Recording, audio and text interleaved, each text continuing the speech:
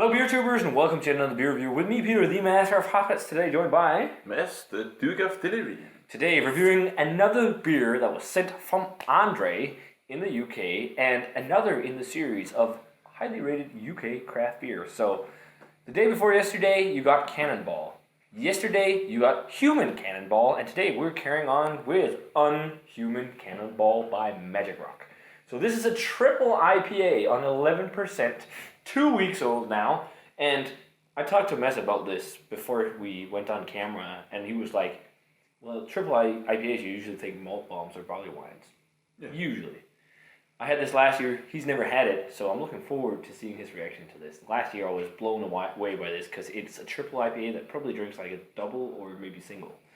I mean, you guys have set my standards pretty high for this one. So. Yeah, we've hyped it maybe a little too much, but they basically make this beer with the freshest hops that they can get to their brewery, and they do, I think it's triple the amount of hops they use in the regular Cannonball in this, so it's like triple everything.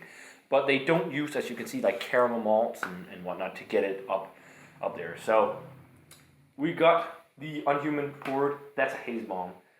Hazy, yeah. That looks very close to the New England. It looks like freshly.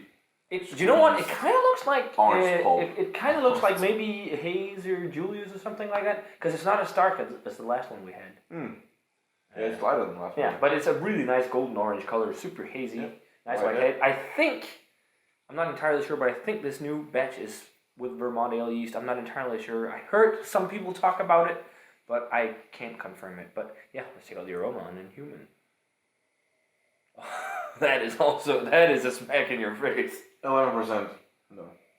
Wow.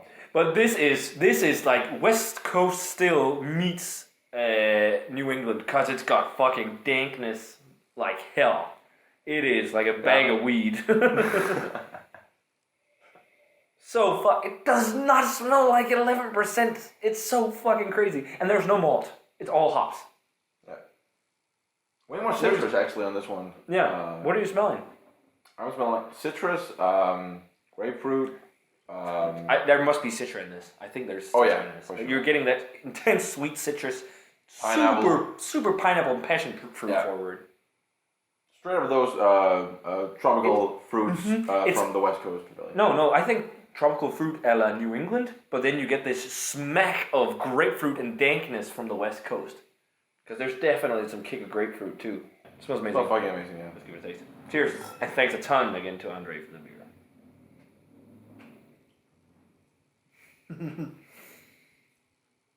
Holy fuck. That's a triple IPA for you. No, it just can't be. That is fucking 11%, dude. This is the only brewery I know that I've had beer from so far that makes a triple IPA that can do it like this. It's not really maybe New England. It leads to the West Coast, but it's got New England tendencies. But it's just not a malt. It's a juice bomb / dank tank / bag of weed, but no malt. No malt flavor. It's so dank and bitter and all those citrusy flavors. Man, that's good. Oh, fuck. Amplified modern version of your traditional West Coast. As I said, West Coast with a little bit New England tendency. Yeah. Tons of grapefruit wine, rind. Definitely that dank bag of weed right there. Maybe there's, I don't know if there's Simcoe in it, but there's something that reminds me of Simcoe, because Simcoe is so fucking dank and also gives off pineapple flavor. So I'm not sure, but I think there's citra in it, because it's got that kind of intense tropical sweet citrus, tons of passion fruit, tons of pineapple. It's definitely more tart tropical fruits in this one. And then it's crisper. Way crisper. Yeah, and the mouthfeel is slightly oily, but I think that's because of the alcohol. Yeah.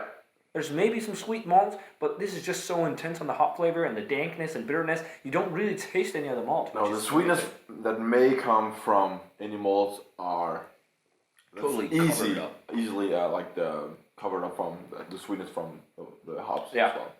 I gave it a 97 last year, and I'm going to stick to my guns with that grade. It's a 97 this year. People say it was better this year, but I think it's pretty similar as far as I remember it. It's yesterday I reviewed the Human Cannonball, which kind of reminded me a little bit of Julius on the aroma, but on the flavor it's more like Heady Topper. It is a little bit Heady Topper-esque almost, because Heady Topper does have some dankness, and it does have some bitter grapefruit and whatnot. It's not in the complete vein of these crazy new ones, but it was also one of the first New England, so it's kind of almost like West Coast meets... Yeah, me too. It's kind of like West Coast meets a triple version of Heady Topper or something. Yeah.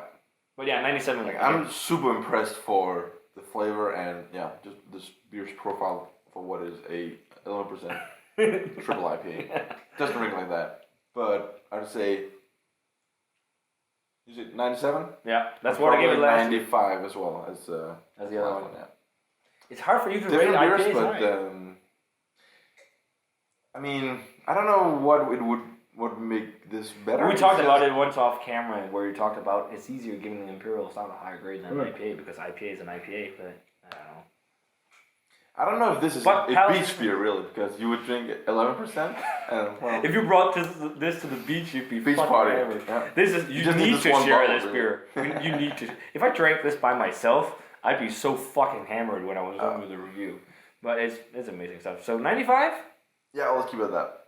So 97 for me as last year, 95 from the Duke of Delirium for the Magic Rock Unhuman Cannonball Triple IPA 2016 vintage. Only 2 fucking weeks old. Thanks so much to Andre for sending out this bad boy. And truly great stuff. The UK is stepping up their hoppy beer game for sure. So great stuff. Definitely let us know what you think of this year's vintage of Unhuman Cannonball. If you've had a chance to try it, guys, what is your favorite vintage? Let us know. And stay tuned for tomorrow for a review of another crazy beer, the Cloudwater Double IPA version 3. And that's the last beer in the UK IPA series. So, as always, guys, remember to comment, subscribe, check out the Facebook fan page and Twitter, and Instagram. And we're going to say cheers. Cheers. Get some crazy triple IPA, and see you guys in another beer review.